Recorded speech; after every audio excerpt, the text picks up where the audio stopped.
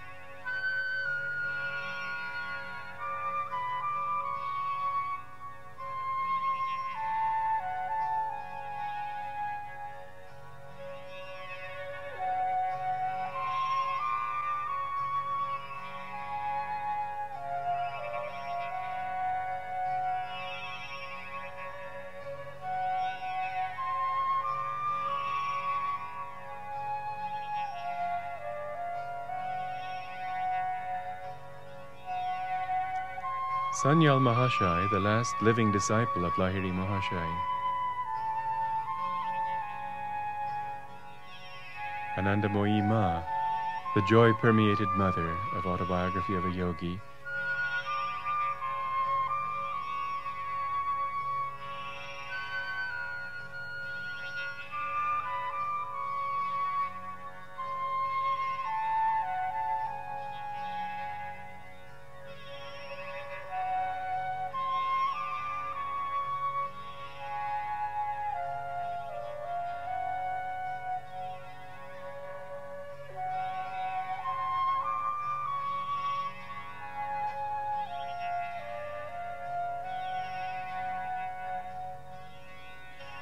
The mission that Paramhansa Yogananda brought to the West began in 1861 on Drongiri Mountain.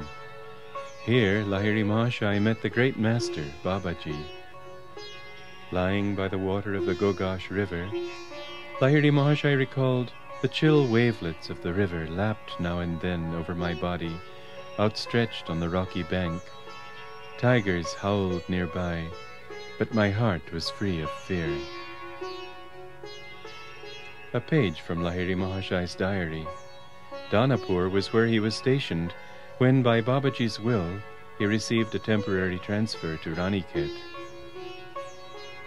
Lahiri Mahashai's sandals, his copy of the Bhagavad Gita, and a photograph of the master and of his saintly son Tinkuri Lahiri. Of Lahiri Mahashai's photograph, Yogananda wrote, "His picture had a surpassing influence over my life. In meditation I would often see his photographic image emerge from its small frame and, taking a living form, sit before me." Lahiri Mahashai's grandson, Abhay Charan, and his wife before the seat on which Lahiri Mahashai used to sit in Samadhi, while a constant stream of visitors came and meditated in his presence. An early photograph of Lahiri Mahashai. A page from his journal.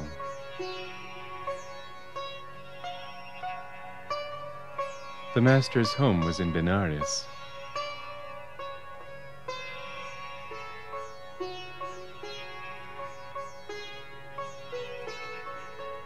Outside his home,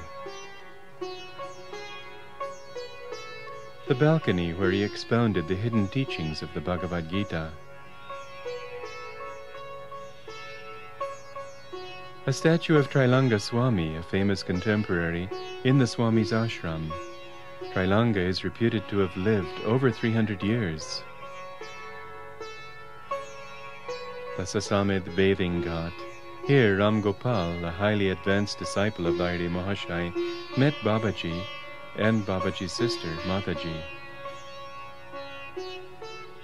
Ram Gopal said the night was bright with moonlight and the glittering stars.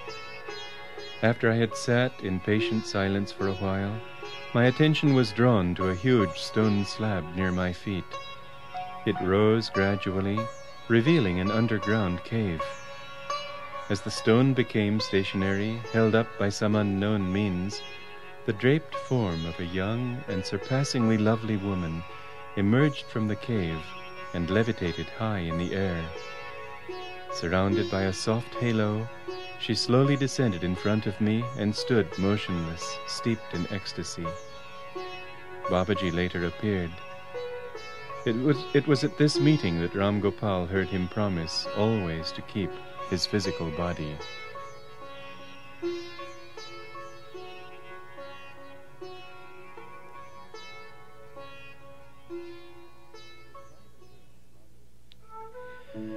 It was by the will of Babaji, in communion with Christ, that Yogananda was born to bring the message of Kriya Yoga to the West.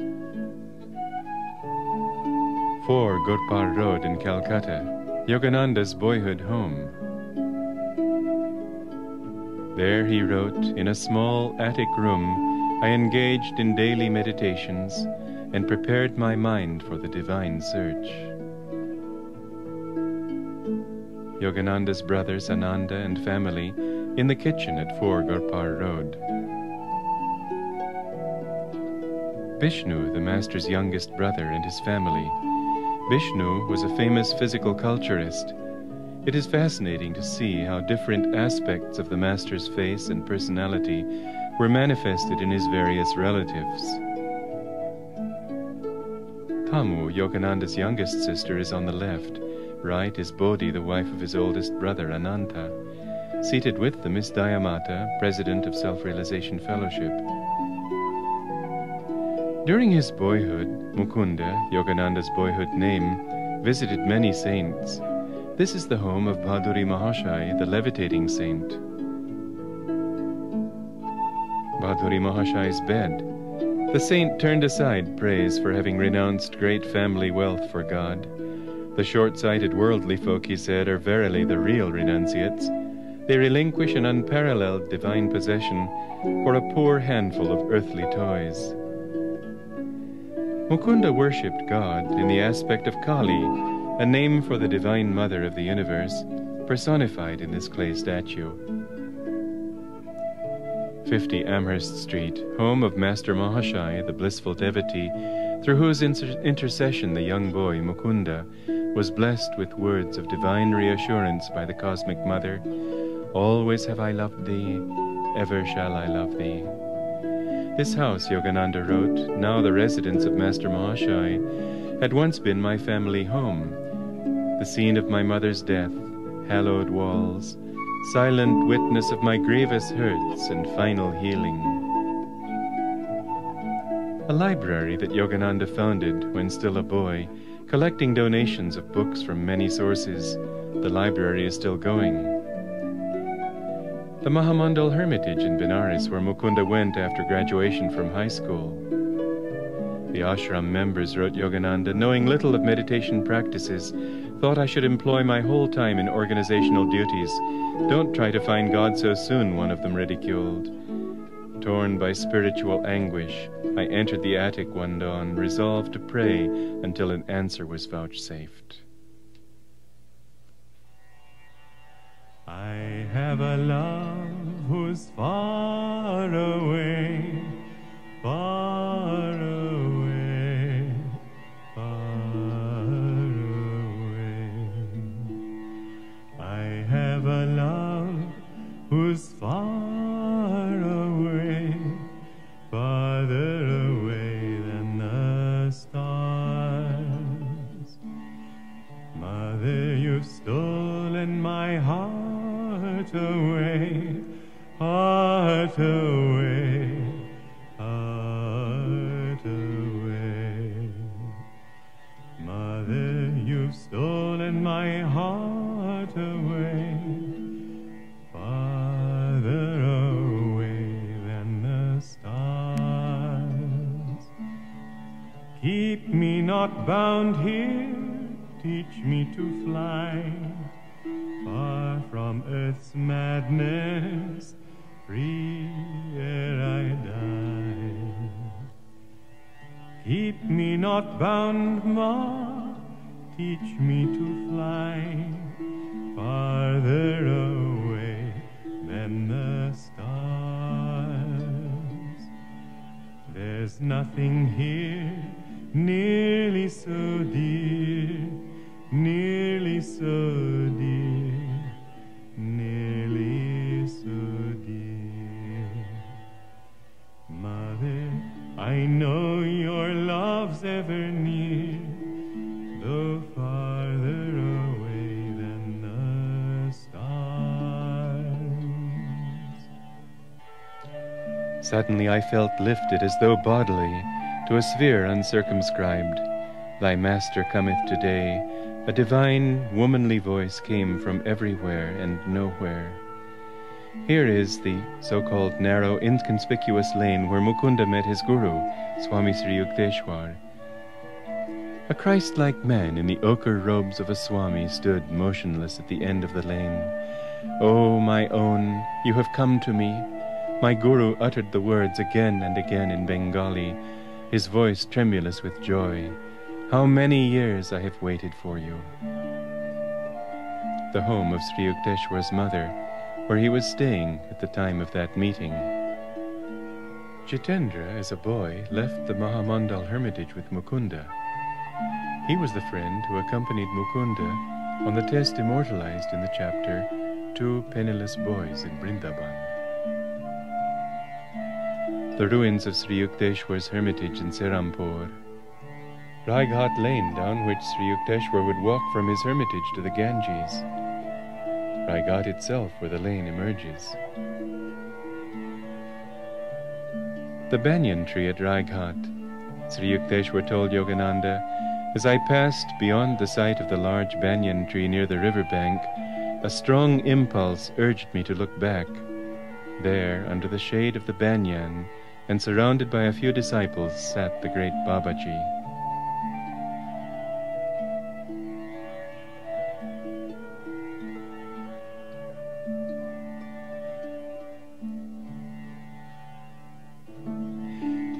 The boarding house where Mukunda lived while attending college in Serampore. Serampore College.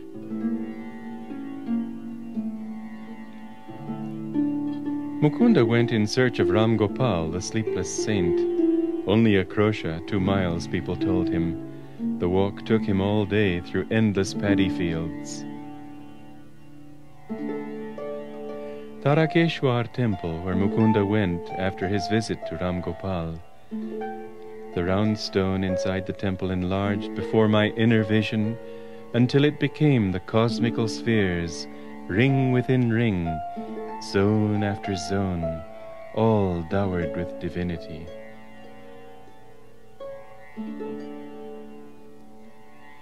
Sri Yukteswar's seaside hermitage in the town of Puri, built by Master and his disciples, Yogananda wrote, the cheerful little two-storied retreat fronts on the Bay of Bengal.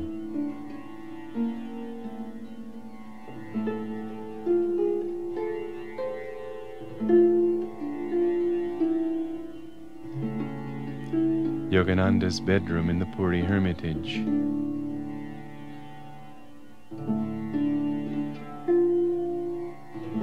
Since those days, new houses have been built that partly obscure the view.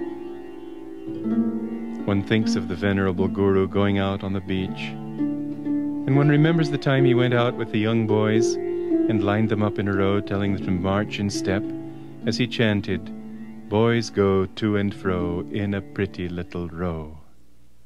Boys go to and fro in a pretty little row. Boys go to and fro. Boys go to and fro. Boys go to and fro. Boys go to and fro. Boys go to and fro. Boys go to and fro. Boys go to and fro. Boys go to and fro. Boys go to and fro. Boys go to and fro. Boys go to and fro. Boys go to and fro in a pretty little row.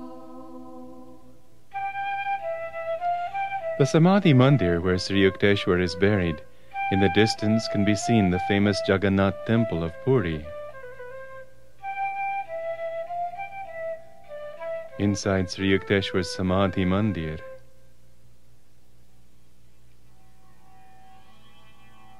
Awake for morning in the bowl of night has flung the stone that puts the stars to flight. And lo, the hunter of the east has called the Sultan's turret in a noose of light. Dreaming when dawn's left hand was in the sky, I heard a voice within the tavern cry, "Awake, my little ones, and fill a cup before life's liquor in its cup be dry." Kali temple, where Yogananda went to pray for the conversion of his brother-in-law, Satish Chandra Bose.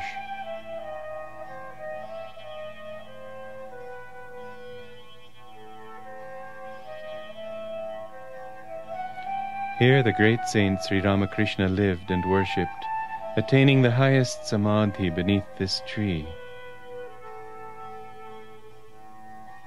The courtyard across which the temple priest came to offer Yogananda and his party a meal, as if in direct answer to Shatish's challenge, "I would like to see your Divine Mother giving us food here without prior arrangements." The approach to the shrine where the image of Kali is kept. I proceeded alone to the portico that fronts the large temple of Kali, God in the aspect of Mother Nature.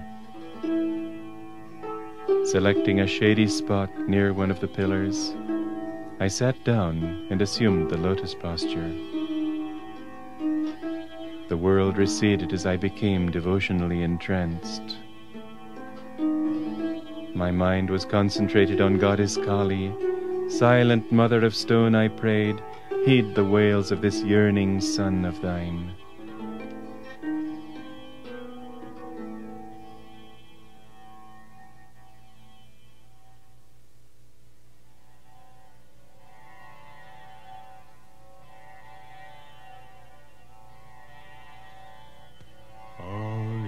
children, Mother, call you, knowing not it's you they call.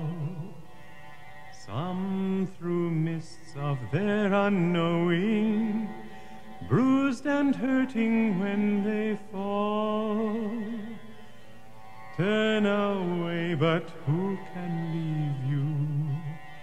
You, the mother of us all. If the child forgets its mother, will she coldly turn away? Wise or foolish, we're your children. Guide us, Mother, if we stray. Those whose hearts are torn with anguish lack the power your name to call. Heal their wounds, Ma, soothe their sorrows. You, the mother of us all. Heal their wounds, Ma, soothe their sorrows. You, the mother of us all.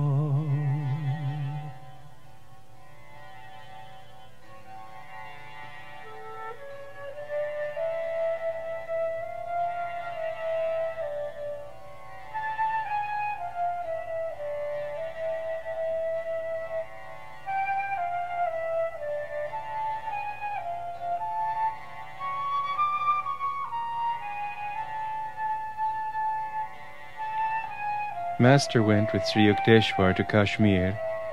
There in Srinagar they saw this temple dedicated many centuries ago by the great Swami Shankaracharya.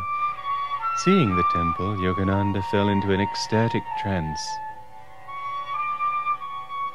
A vision appeared, he wrote, of a hilltop mansion in a distant land. Years later, this building was to become the headquarters of his worldwide mission. Many were the centers the great master was to found, and many the disciples he awakened in God during his 32 years in America.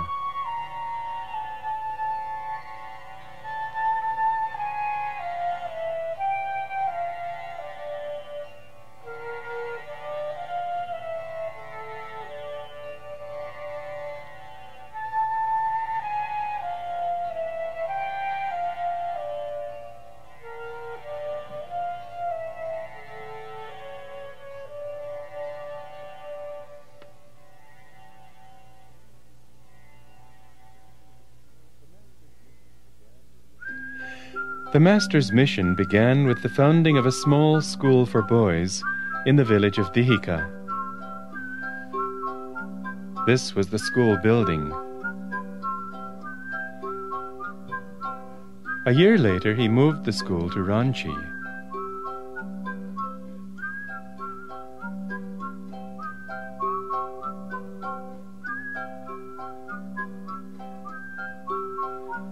Following the educational ideals of the ancient rishis, Yogananda wrote, I arranged that most of the class instruction be given out of doors.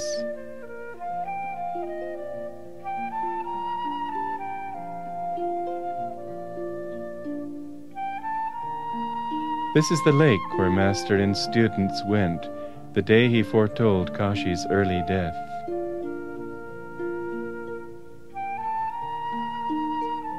Serpentine Lane, where Master discovered that Kashi was to be reborn. The former storeroom where Yogananda saw in vision a panorama of western faces. God was calling him to begin his mission to the west. We see here the building being dedicated as a permanent shrine. The Master's bedroom at 4 Gurpar Road, where Babaji came to him to bestow his blessings on the young missionary's voyage to the West.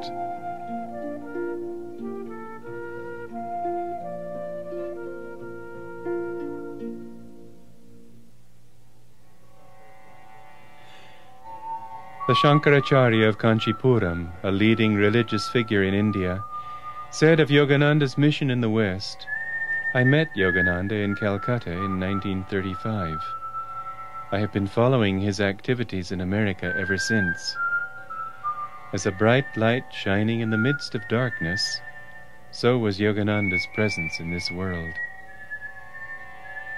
Such a great soul comes on earth only rarely when there is a real need among men.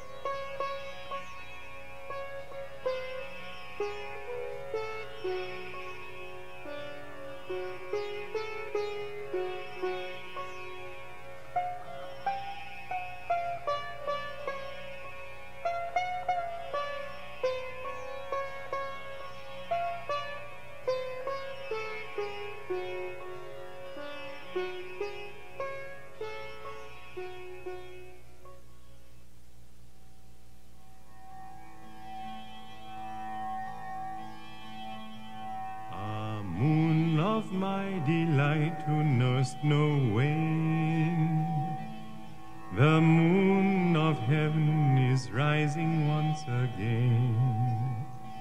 How oft hereafter rising shall she look through this same garden after me in vain?